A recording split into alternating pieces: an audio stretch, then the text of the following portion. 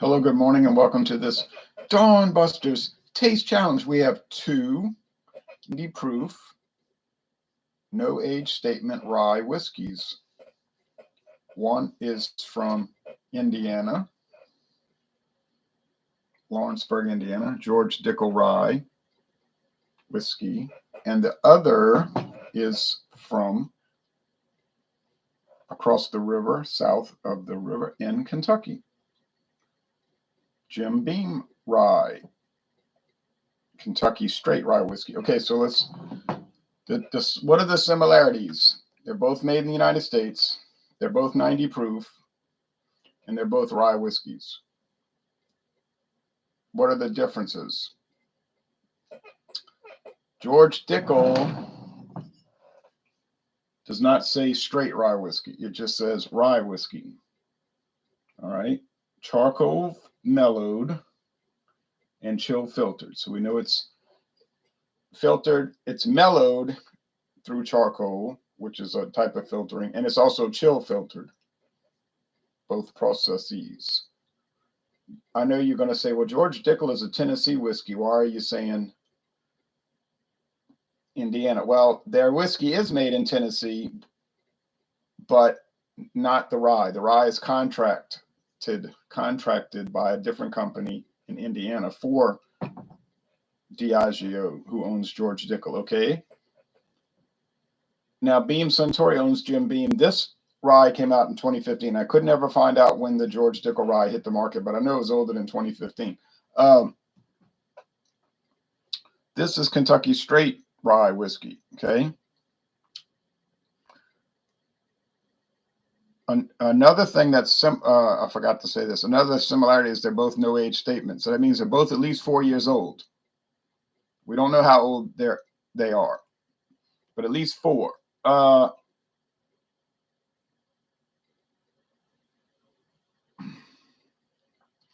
Pre-prohibition style. Well, that's, what does that mean? Okay. Daryl Macias, good morning. Ronald, Kevin Johnston, good morning. I will be rooting for Jim Beam on this taste challenge. Daniel Sanders says, Mike, hello. Go Dickel, says JD. Jeep and Foodie says, good morning, Ron. Click checking in. Good morning to all of y'all. Now, straight rye. Oh, Dickel, 95% rye grain and 5% malted barley. So this is 95% rye. Jim Beam, they don't give the mash bill. We don't know what it is. We know it's at least 51% rye. This much we know because that's the requirement for rye whiskey, whether it's straight or just plain rye whiskey. So why would the George Dickel not be a straight rye? It's aged at least 2 years. We know it's aged at least 4 years. But we have to use deductive reasoning.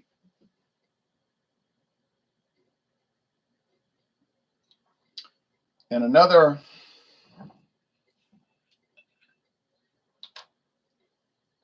thing that would lead us to a logical conclusion is that we know legally straight rye has to be aged in new charred oak barrel. Could be white oak. The type of oak does not matter, actually. You could use water oak, live oak, white oak, but the preferred oak is white oak. Okay. Now, you say because the companies are racist, they could have used black oak from Arkansas. That could be the case, but I think it's probably nothing to do with that. Although some modern Americans who don't deal a whole lot with common sense or any kind of sense would probably make that deduction, that can reach that conclusion based on generalized idiocy. Now, I mean, they thought a beer company was racist because some disgruntled employee who the company claimed had a horrendous work record, claimed that he was fired for his race, because of his race. And it went to court, and then he settled out of court, got his money, and took off. So I was trying to tell people, you're going to base that on just somebody's wild accusation. which logically makes no sense, because why was he hired? Right? See what I'm saying? Like, he's going to claim he was fired for a certain reason, but yet he was hired, and they knew they knew about him when he was hired as far as his racial makeup. So right there is telling you that the case had no merit. But anyway, modern America and the modern world doesn't let things like intelligence and logic and inductive reasoning and deductive reasoning interfere with their fanaticism, you know, and fanatics usually don't. Okay, anyway, but what can we use? Like I said, deduction. Well, we know the parameters for rye whiskey, and we know if it has at least 4 years age on it, it can't be that disqualification, can it? No. It has to be new charred white oak barrel, or you know, oak barrels, where we say, like we said before, that white oak is the preferred. Now, it has to be charred oak, that's for sure, or it would just be called whiskey. But wait,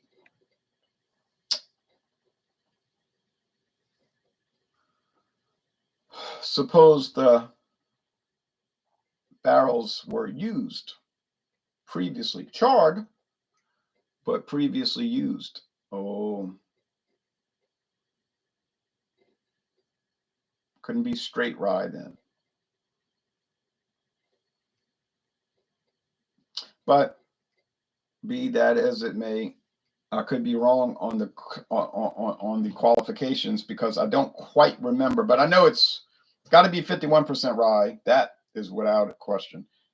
Has to be aged at least 2 years to be straight, and has to be new charred charred oak barrels. So, but I'd have to check on what constitutes just what they call rye whiskey. So I might do that if we have time. You know. Okay, because I know the website.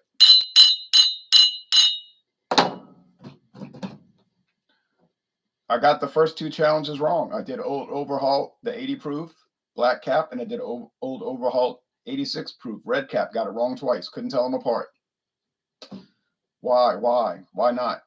Is it because I'm a bad taste challenger? It could be. But is it perhaps because the Jim Beam Rye and the Old Overhaul, from the same company, I might add, and distillery, perhaps are very similar one to the other to start with? And they're almost the same price. Oh, well, in my case, they're almost the same price.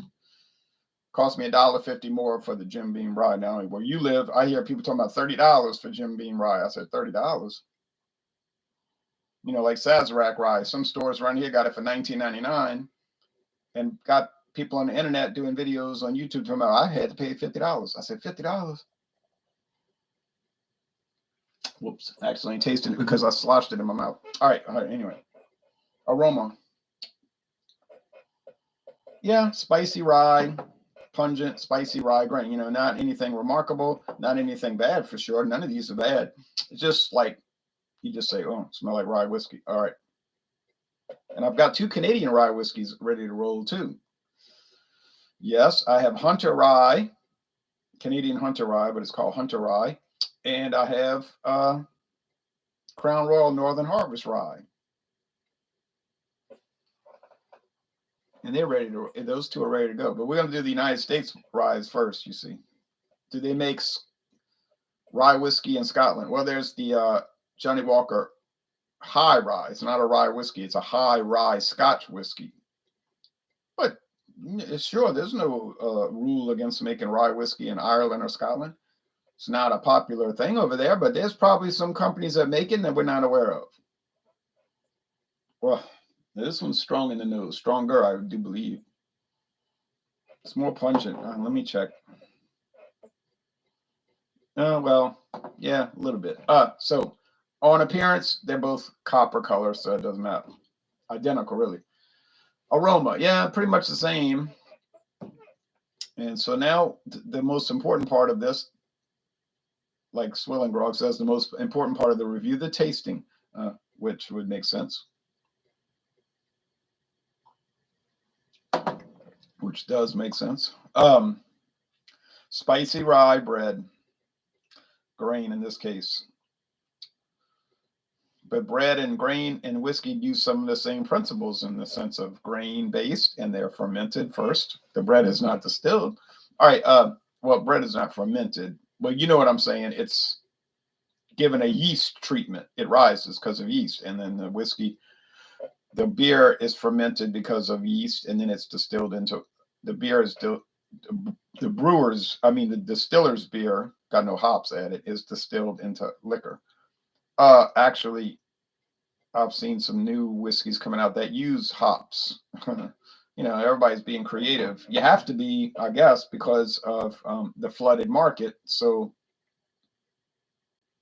you got too many products chasing too few people. You say it's like inflation of whiskey. It is. So why hasn't the price dropped? I think in some cases that might have happened, but I think in other cases it's just that the companies drop. You know what I'm saying? The brands get dropped, the companies start to fail. And because it's like the seltzer market, everybody's like, oh, I'm going to make a seltzer, which was almost more of a fad than anything. And then, of course, bourbon whiskey is not a fad. It's been popular for 25 years, 30 years, but more like 25, but going even back into the 80s, it started to gain a lot of popularity. But but now that it became such a flashpoint and almost a mania product, it's just so much of it. Does that matter to me? Doesn't matter to me. I don't produce bourbon, and I drink what I can. I don't mean drink, I taste, because I don't ever really drink it. But it's just, I go to the store and they got dozens and dozens and dozens and dozens of bourbon brands, and it changes every month.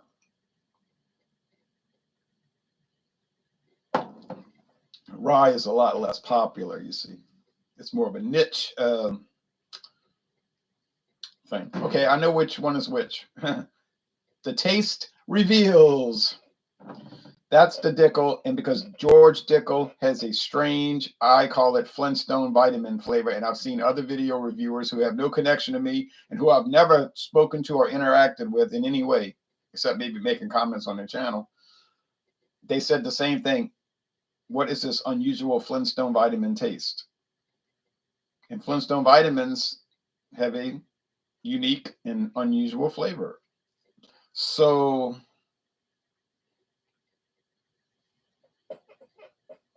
I was thinking, you know, I hope that that strange flavor tips me off, and it did.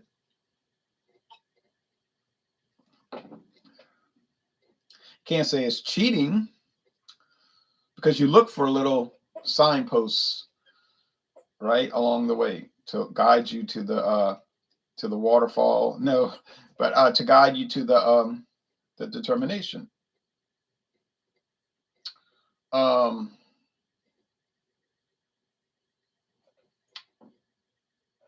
But golly gee, I was wrong. That's the joy. Man, this is turning into a fiasco. I must say that's the Jim Beam. So it didn't. Okay, well maybe it does have a. It has to. I don't know what to say. I'm speechless. All right, 3 in a row, and I'm going 0-3. Now I thought that the rye whiskey challenges would be tough because they're all so similar, but I never thought it would be impossible. You know, to start off the season 0-3. This team had so much promise. You say, we got no injuries. I know. Some people would say, bad management. You need to get fired. I'm talking about me. Well, like a bad manager might say, it is what it is. You know. So I have a number of rye whiskeys coming up to, and hopefully we'll do better. Maybe we'll go on a sweep and get 8 right or whatever, however many, 5 right, however many I have left. But so I am discouraged, certainly. But on the other hand, if I'm not willing to take the challenge, why am I doing blind taste tests, right? I could do it a lot easier. I could have the bottles in front of me, pour the bottles, look at what I'm pouring, taste them, and then say, oh, I think this one's better. I always did like it better. Well, yeah, because you're looking at it, you know which is which. Let's see you pull that off in a blind taste test. I got a lot of people that claim they can do it, but I've not seen it from too many people. So I could do it a lot easier with no risk factor involved, but I don't think that would be very challenging, because obviously it would not be challenging at all. Okay, Tab says, I got to go with Jim Beam. Well, I wasn't sure. Now I'm even less sure. AASS, cheers. Cheers to you. Nah, Taste Challenge is better. Yeah, it's better. It's just that it involves so much risk, and then you get embarrassed live on the internet, you know, as an example right now. But let's check on something real fast if we could. And I can't do a screen share because Google Live does not allow screen share, which is outrageous, I think. It would be so much better if I could show you what I was looking at. But I can't because it's not allowed. They don't offer that. You know what I'm saying? They don't offer that option.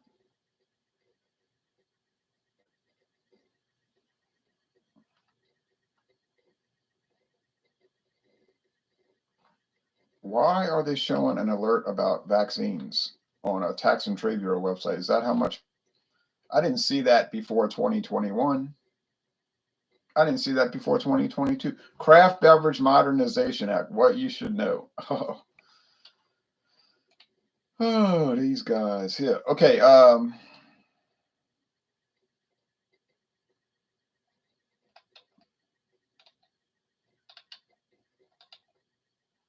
No, I'm not going to do a survey.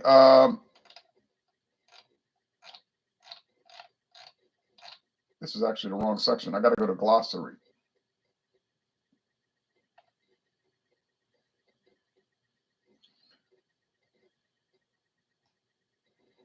No, I think I have to go to the beverage alcohol manual. That's it. The beverage alcohol manual, updated in 2018. About time for them to do another update, is it not? Type and legibility requirements.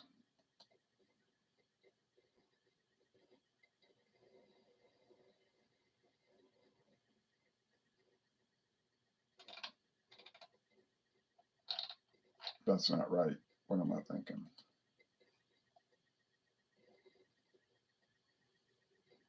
Class and type designation. Okay, sorry about that. Class and type designation. This determines what is the different class. What are the different classes of liquor, and how do you determine that? Okay, so let's go. I'm gonna have to enlarge this a little bit.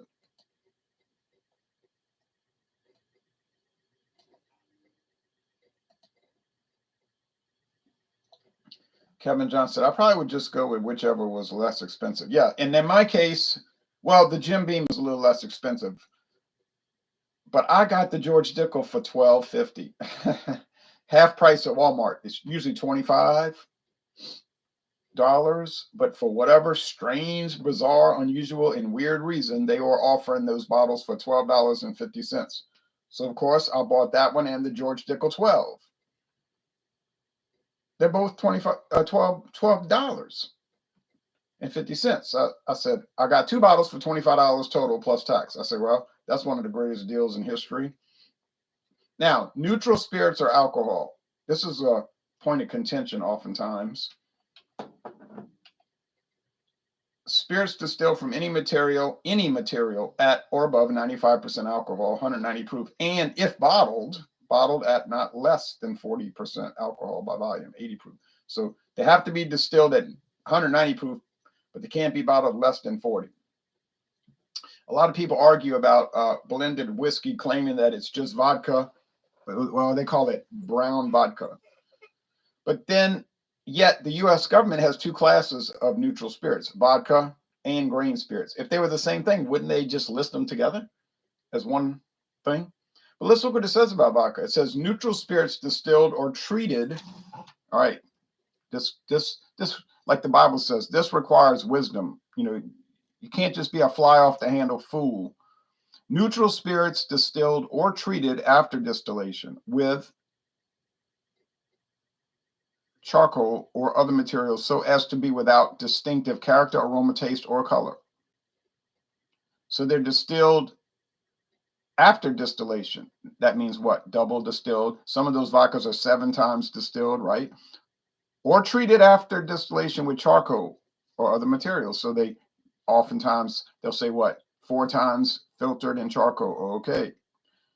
I bought some Crown Rust vodka one time and it had a little chunk of charcoal in it. Little tiniest little chunk floating in it. Neutral spirits distilled from a fermented mash of grain and stored in oak containers. Notice the vodka does not require storage in oak containers. Neutral spirits are distilled from fermented mash of grain and stored in oak containers. So they're not quite the same. Doesn't talk about treated with charcoal or other materials or repeated distillations. One time distilled and then stored in oak. You say, well, if it's stored in oak, isn't it aging in oak? Right. But it might only age a week, before they blend it with the straight bourbon. So these people that will say that, and they're doing it to be cheap, chippy, contentious, and confrontational, and not to mention flip and arrogant. Now, notice I never said that blended whiskey was quality. They're usually very cheap, not always.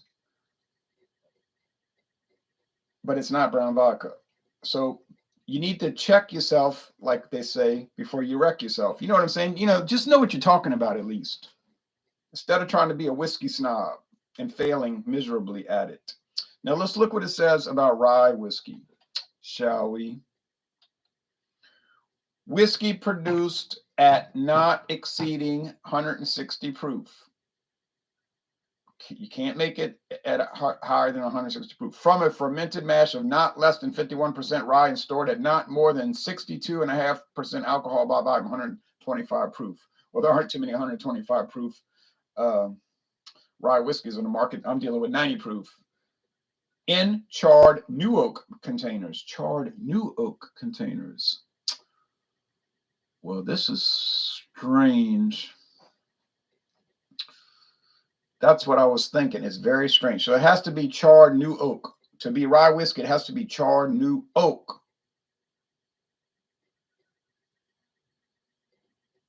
And at least 51% rye.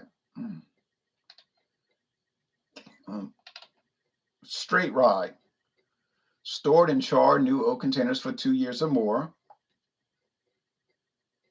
And in straight rye whiskey may include mixtures of 2 or more straight ryes, provided all of the whiskeys are produced in the same state. So if you took 4 different Indiana straight ryes and you blended them together, it would still be straight rye whiskey, as long as they come from Indiana. And if you bring it from other states, well, you might have to just call it whiskey.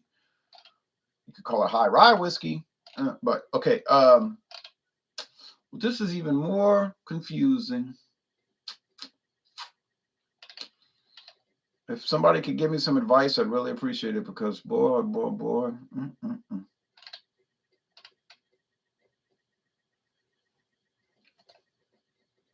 I know you might say something, and I'm going to agree.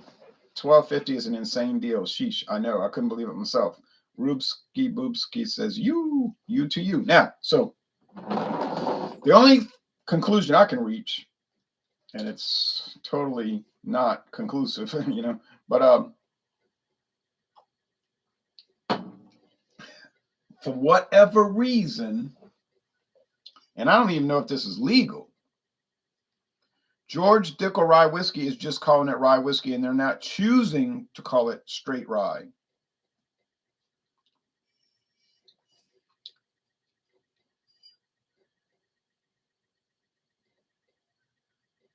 But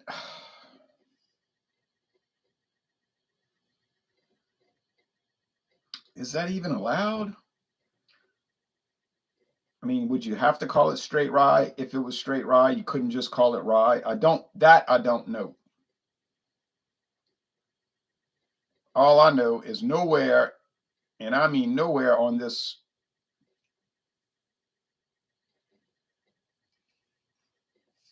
It doesn't say. It does not say an age statement. It does not say straight rye. Now, you explain that. Is this a shop by price scenario? What do you mean? The challenge? I'm not understanding your question. I'm sorry. I'm not trying to be ugly. I don't really understand what you're saying. I don't understand what you're asking, what I mean.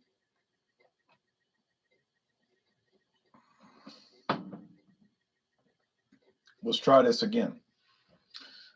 You know, sometimes you got to look at it a second time. Then I'm going to get off the air. I got to go do stuff. But it's confusing, I'm telling you. Okay, rye whiskey once more. 51% rye. Charred new oak. Yeah, there's no age requirement. Okay, that's what I thought. Rye whiskey does not have to be aged a certain amount of time, just like bourbon whiskey. If you have bourbon, people will claim, you know, on the internet, oh, bourbon has to be aged at least, some people will say 4 years, which is no way. They'll say 2 years. It has to be 2 years. Is between the two products. No, because they're both about the same price. Now, in Louisiana, I can get Jim Beam Rye for $17.49. Well, at least I did in May. Now with this JB inflation, could be more. But the George Dickel was always about $5 more per bottle. Is it worth it? No, I wouldn't say so. So if I had both of these and they were the same price, I'll just pick whatever one I thought had a prettier bottle or something like that, you know. But they're not the same price in Louisiana. The Dickel is about $5 more. Well, in that case, I'd buy the cheaper one because I couldn't even tell them apart. So you said, well, I could tell them apart. Well, that's good. I'm proud of you, and that's very admirable. I suppose. Definitely, I'd like to see a video of it. Oh, okay, I learned something new this morning. Oh, thank you. That's the whole purpose of these, is to learn something new. That doesn't sound legal. What do you mean? Oh, yeah, yeah. Well, you know, I'm not sure Louisiana enforces their laws. One of the laws, supposedly, this was told to me by a grocery store manager. They sell liquor in grocery stores in Louisiana. He says, well, you know, in Louisiana, it's illegal to sell liquor below cost. That's my only source. He may not even know what he's talking about. Or he might be lying. You know, there's those possibilities. So, but I find that hard to believe, because how could they sell George Dickel Rye for $12.50? It had to cost them more than that. How could the markup be that high? So either it is a law, but it's never enforced, you see. I think that's the real answer. There aren't that many tobacco, alcohol, and firearms agents in Louisiana. They can only do a little spot checking here and there. The customers aren't going to complain, right? No customer is going to complain that the liquor store is selling whiskey below cost, right?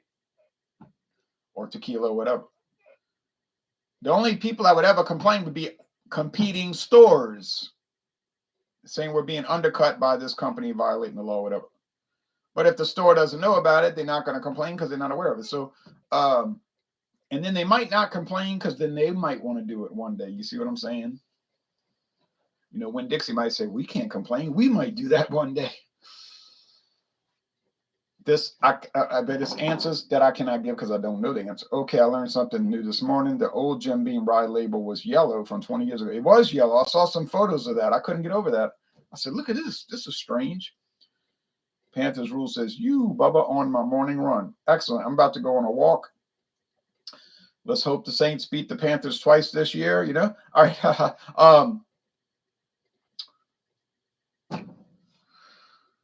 But anyway, so it's a mystery. If you can explain this mystery, I'd appreciate it. Me getting it wrong is not a mystery. These ryes taste very similar one to another, and if you get it wrong, that's just the way it goes. It's not a mystery. The mystery is, why is George Dickel Rye sold as just rye whiskey and not sold or labeled as straight rye? When we know it's aged in new charred oak barrels, it has to be aged in new charred oak barrels to be called rye whiskey. And secondly, there's no age statement, which would mean, therefore, that it is at least 4 years old. So from what I'm looking at, it qualifies as a straight rye whiskey. So why is it not labeled as such? That's the question I have, and I'd like to know if anybody could answer that question. Whatever gets Matt Rule fired. Yeah, well, oh yeah, what a controversial coach, right? Ooh, well, the Saints coach took the money and ran and said he was going to retire and get his health and shit. You know, he's kind of getting overweight and whatnot. But you can't believe coaches. Coaches are like politicians. You can't really believe them. The weather is cooling off a bit in Louisiana.